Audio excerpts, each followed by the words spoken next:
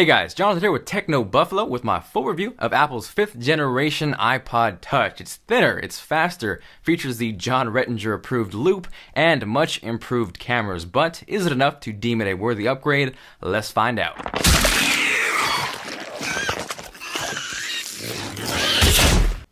Well, that was awkward, damn it, and it hit the real intro.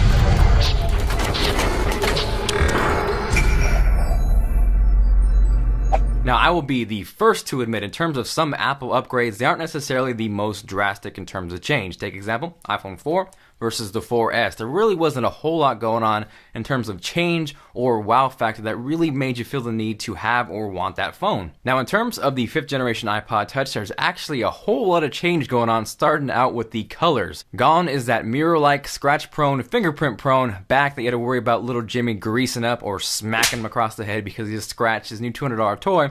And in is a much improved aluminum back that comes in slate, silver, yellow, which is kind of more of an ugly gold, pink, blue, and product red, which is only available through Apple, but it does go to the support of AIDS in Africa. These come solely in 32 and 64 gigabyte capacities. If you guys are interested in checking out those colors, the best pricing and availability, that is linked down below. Now, aside from those fancy pants colors, more importantly, we now have a longer 4-inch Retina display that features the same 1136 by 640 resolution as the iPhone 5.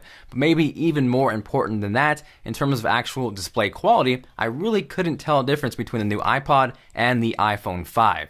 Now, on the other hand, if you put the 5th gen iPod next to the 4th gen iPod, it completely blows it out of the water. You can see the 4th gen looks a little washed out, not as crisp, not as vibrant, doesn't have nearly as good a viewing angle as the new iPod. And now, when you're watching videos, the new iPod Touch features the same 16:9 aspect ratio as the iPhone 5, so you get the full image as opposed to having those black bars across the screen. Now, even though the new iPod Touch is longer and taller, it's actually thinner and lighter than the previous generation. The new iPod Touch sizes in at 0.24 inches thin and weighs 3.1 ounces, whereas the previous gen sized in at 0.28 inches and weighs a slightly heavier 3.56 ounces. Also gone is the 30-pin connector like we saw on the iPod Touch 4th gen, and in is the new lightning port like we saw on the new Nano, as well as the iPhone 5. So yes, it is definitely a little bit annoying to actually have to get adapters to use with the new lightning port, but it's actually pretty convenient not having to worry which way to plug it in, and after actually going back to the 30-pin, it does kind of get slightly annoying having to figure out which way to plug it in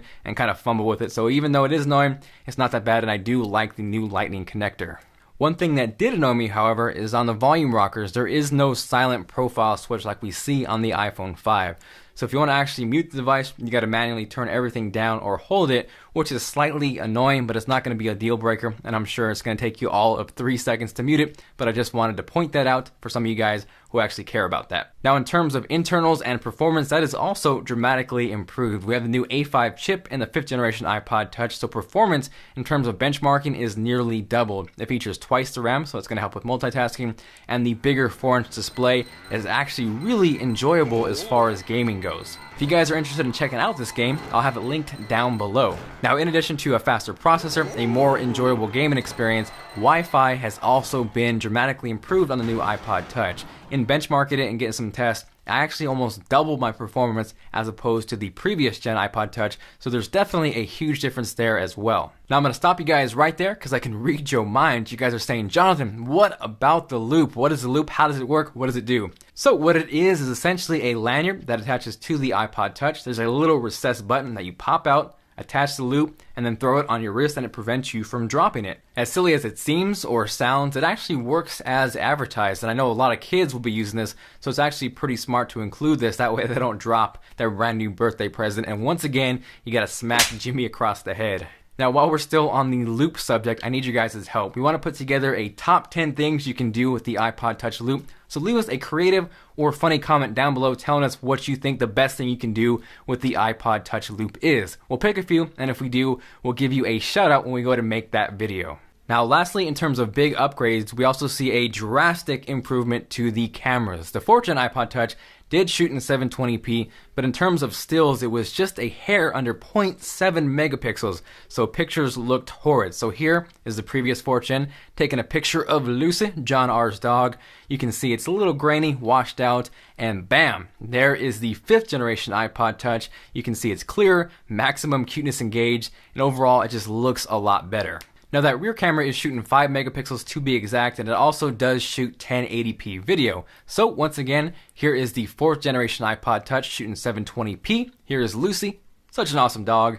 And now we can check out 1080p so you can see all of her awesomeness in 1080p glory. So if you guys think that looks better, let me know by hitting that like button or leaving me a comment down below. Now, in addition to the improved rear cameras, we also see a 720p FaceTime HD camera on the new iPod Touch. The 4th gen shot VGA quality. Here's a quick look at that. You can see it's cropped. It doesn't really look good at all. And for 720p, here's a shot and a look at the new iPod Touch. You can see it looks a ton better. So that pretty much wraps it up. It's thinner, it's faster, it's lighter, it has better cameras, and a drastically improved display. There's really not a whole lot to complain about as far as the new 5th generation iPod Touch. Now, in terms of battery life, I didn't really see a drastic improvement compared to the 4th gen. I got about the same performance, but when you consider you have a bigger display, a faster processor, and you get about the same battery life, that is definitely a good thing. Now, I know a lot of you guys love to hate Apple. I know there's a lot of great options in terms of smartphones and computers, but in terms of portable music media devices, I think this is hands down the best option on the market. So thank you guys for watching this video. Make sure to subscribe